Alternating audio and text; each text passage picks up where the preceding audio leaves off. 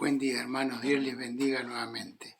Seguimos con la historia de ayer entre el Señor y Pedro. Esta historia maravillosa que el Señor tuvo con su discípulo. Y leemos en 1 Corintios capítulo 15, versículo 5, que dice: y apareció a Cefas y después a los 12, y después apareció más de 500 hermanos a la vez. Vemos aquí cómo el Señor, después de ser resucitado, apareció a muchas personas, pero primeramente apareció a Pedro. ¿Por qué? Porque Pedro había quedado mal con el Señor, porque vimos que él le había fallado al Señor. Él le había negado. Y el mismo Señor le había dicho en un momento: apártate de mí, Satanás. Ayer quedamos acerca de esto. Pero acá vemos que le dice Cefas. El nombre Cefas es un nombre en arameo, pero significa Pedro. Y Pedro es un nombre en griego, está hablando de la misma persona. Si leemos en el Evangelio de Juan 1:42, vamos a encontrar cuando el Señor llama a sus discípulos, a Pedro le dice: tú eres Simón y serás llamado Cefas. Y también vemos la insistencia, ¿no?, del Señor acerca de Pedro, porque en Marcos 16:7 nos dice que el ángel les dice a las mujeres: ve y dile a los discípulos y a Pedro que el Señor los espera en Galilea. ¿Por qué en Galilea? Porque el Señor, antes de morirles, ya les había dicho que Él iba a resucitar y que los iba a esperar allí en Galilea. Eso está en Mateo 26:32. Y allí fueron los discípulos.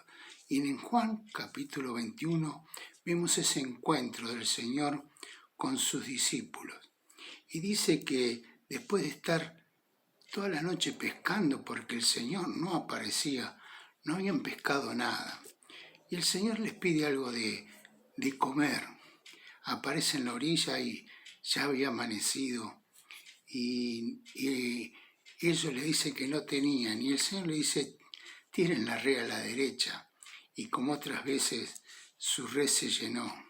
Entonces ahí Juan se da cuenta que era el Señor y le dice a Pedro, y Pedro, al ver que era el Señor, tomó su ropa, se ciñó con sus ropas y se tiró al mar y corrió al encuentro con el Señor. Así era Pedro, todo corazón, toda pasión. Pero el Señor sabía que Pedro estaba triste y avergonzado, que él estaba arrepentido por lo que había hecho. Y en Lucas 22, 61 y 62, vemos cuando Pedro le niega al Señor, que el Señor le mira y Pedro baja su vista y sale arrepentido y a llorar amargamente. Y su corazón había quedado dañado. Su autoestima, su confianza, su corazón estaba lleno de dudas, porque pensaba que ya todo lo que el Señor le había prometido que él iba a hacer, ya no iba a poder hacerlo.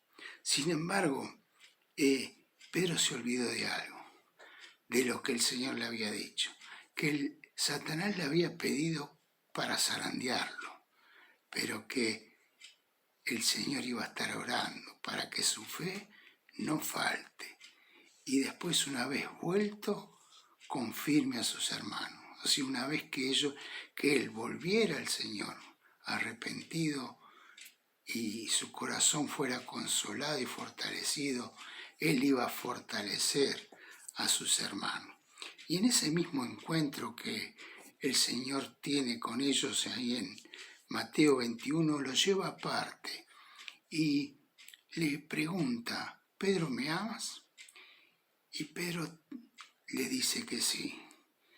sí Señor, yo te amo. Y 3 veces, las mismas veces que el Pedro le negó, el Señor le preguntó, ¿me amas?